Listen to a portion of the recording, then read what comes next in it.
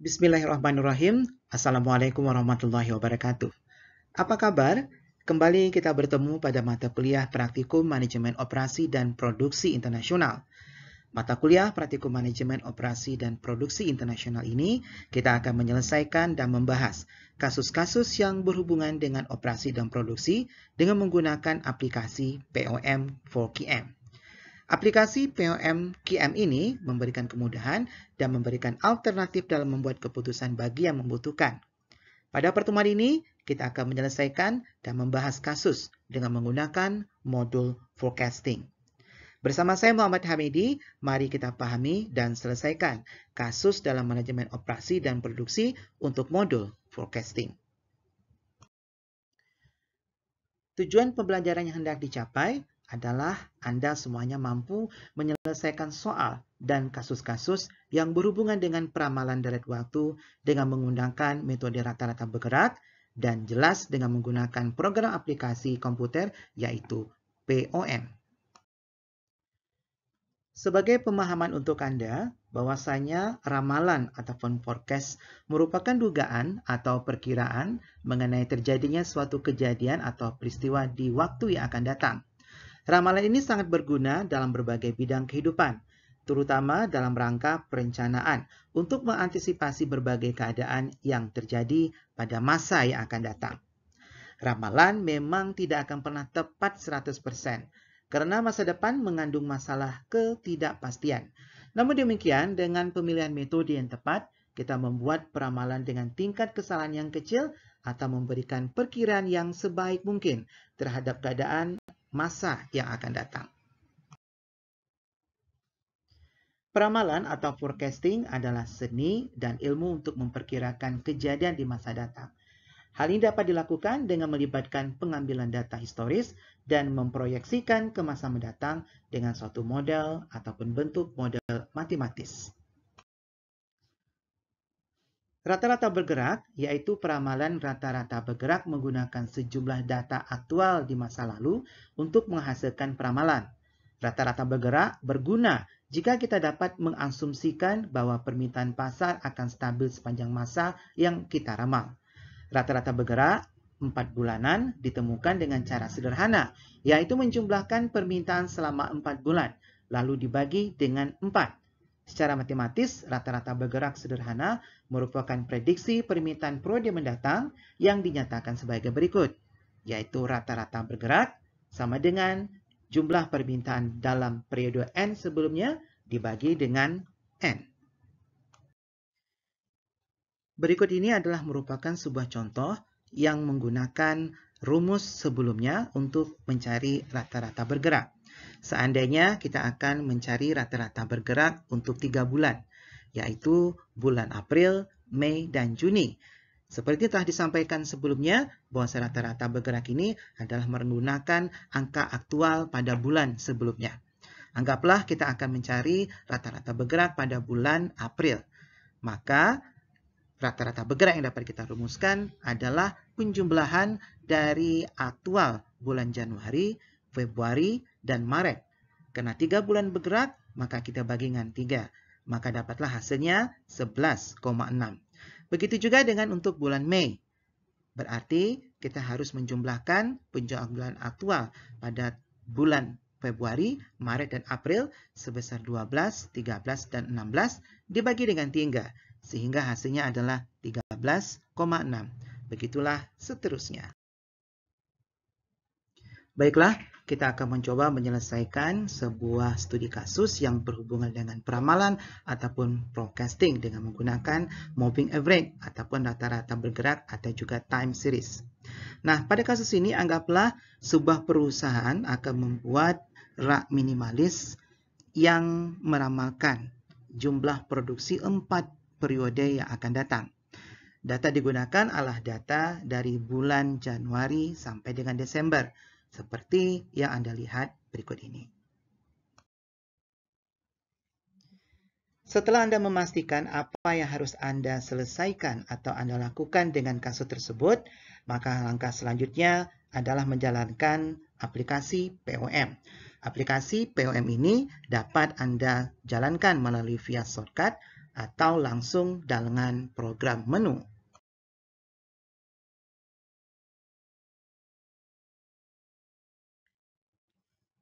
Setelah Anda menjalankan aplikasi POMKM, maka selanjutnya Anda dipersilakan untuk mengklik modul untuk memilih modul apa yang akan gunakan. Nah, pada saat ini karena kita menyelesaikan kasus yang berhubungan dengan forecasting, maka modul yang kita pilih adalah modul forecasting, sehingga nantinya akan muncul dataset berikut ini.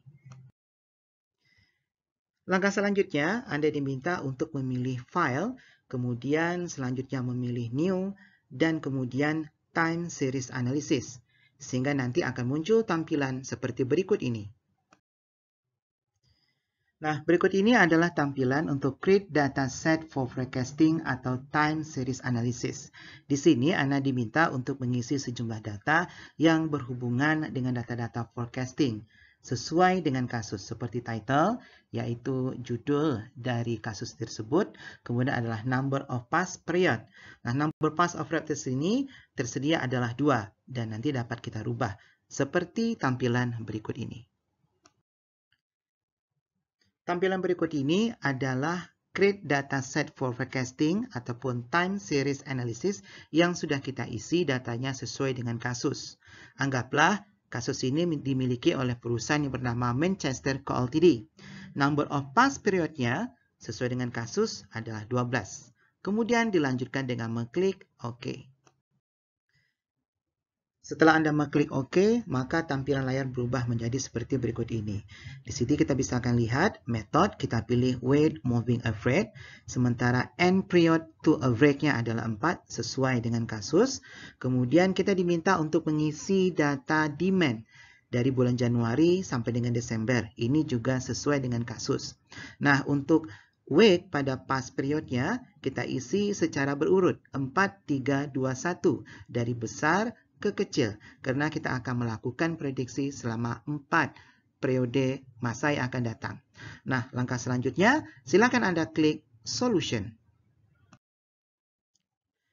Setelah Anda mengklik Solution, maka akan mendapatkan 4 buah hasil, yaitu pertama, Forecasting Result, Detail and Error Analysis, Control Tracking Signal, dan juga Graph, dengan kesimpulan sebagai berikut. Pada data yang ada di forecasting result didapatkan MAD dengan value 2,388. Seperti gambar di atas menunjukkan penyimpangan rata-rata absolute error dan bias atau rata-rata error dengan nilai 2,388 yang artinya kesalahan pada produk penjualan rak minimalis. Sedangkan nilai MAD sama dengan nilai bias ataupun mean error yang artinya semakin mendekati 0 maka peramalan akan semakin baik dan semakin cepat. Sedangkan MSA digunakan untuk mengetahui evaluasi metode peramalan dengan menggunakan kesalahan atau sisa dikuadratkan dengan value 119,441. Lalu standard error dengan value 12,62. Kemudian MAP yang menggunakan kesalahan absolut pada tiap periode dibagi dengan nilai observasi yang nyata untuk periode mendapatkan value 8,276%. Nilai forecast pada next period adalah 11, maksud kami adalah 116,7 atau sebesar 117 unit produk yang merupakan nilai peramalan. Data di atas menunjukkan output pada Detail and Error Analysis metode WMA. Kolom demand atau Y atau permintaan didapat dari data agregat yang sudah ada. Kolom forecast merupakan kolom peramalan mulai dari bulan Mei hingga Desember. Kolom error didapat dari pengurangan demand dan forecast. Kolom error yang kedua berupa pemutlakan dari kolom error yang sebelumnya. Kolom error yang ketiga merupakan kolom error yang dikuadratkan dari kolom error yang sebelumnya. Kolom error yang terakhir merupakan kolom hasil peramalan yang sudah didapatkan. Hasil peramalan bulan Mei sebesar 109, yang artinya pada bulan Mei akan terjual produk rak minimalis sebesar 109 atau 109 unit dengan penjualan aktualnya sebesar 109 unit. Total penjualan aktual dalam 1 tahun yaitu sebesar 1.360 unit rak minimalis. Next period forecast sebesar 116,7 atau sebesar 117 yang menunjukkan peramalan penjualan produk rak minimalis pada periode selanjutnya. Kolom error pertama pada bulan Mei sebesar 1 yang berarti nilai forecast lebih kecil dibanding dengan demand, nilai sebanyak 110. Total error sebesar 19,1 dibulatkan menjadi 19 yang merupakan total perbedaan nilai forecast dengan nilai demand sebesar 19 unit rak minimalis. Nilai bias sebesar 2,388 yang artinya nilai rata-rata error, sehingga kesalahan pada peramalan sebesar 2,388. Nilai MAD merupakan penyimpangan nilai error peramalan sebesar 2,388. Semakin nilai MAD mendekati 0, maka nilai peramalan akan semakin baik. Peramalannya akan semakin tepat. MSE merupakan nilai rata-rata kesalahan peramalan yang dikuadratkan yaitu sebesar 119,441. MAPE merupakan presentasi nilai rata-rata kesalahan peramalan yaitu 8,276%. Data di atas merupakan output dari control tracking signal dengan metode weighted moving average. Pertama, terdapat kolom demand yang artinya permintaan aktual yang didapat dari data agregat yang sudah ada. Kolom selanjutnya adalah forecast yang berarti kolom peramalan dimulai dari bulan Mei hingga Desember, di mana kolom Januari sampai April kosong karena tidak tersedianya data peramalan bulan tersebut. Sebagai contoh, pada bulan Mei, nilai forecast sebesar 109, yang artinya peramalan permintaan pada bulan Mei sebesar 109 unit. Kolom error yang artinya selisih dari nilai demand dengan nilai forecast pada bulan Mei sebesar 1. Hal tersebut merupakan penyimpangan di mana jika semakin mendekati 0, maka peramalan akan semakin baik. Kolom RSFE merupakan kolom kumulatif error. Kolom RSFE merupakan pemutlakan dari kolom nilai error. Kolom CAM ABS merupakan kumulatif dari kolom RSFE. Nilai CUM MAD menunjukkan penyimpangan atau selisih dari nilai aktual dengan peramalannya, yaitu sebesar 9,438. Kolom tracking signal merupakan pembagian antara RSFE dan CAM MAD. Gambar grafik ini adalah merupakan grafik dengan metode weighted moving average, di mana sumbu X merupakan periode, yaitu sebanyak 13 periode. Sumbu Y menunjukkan permintaan aktual. Titik garis berwarna hitam menunjukkan penjualan produk rak minimalis selama 12 periode. Grafik hasil peramalan dengan metode weighted moving average cenderung stabil karena selisih antar periode tidak jauh, sedangkan titik dan garis putus-putus berwarna biru menunjukkan hasil peramalan penjualan produk rak minimalis.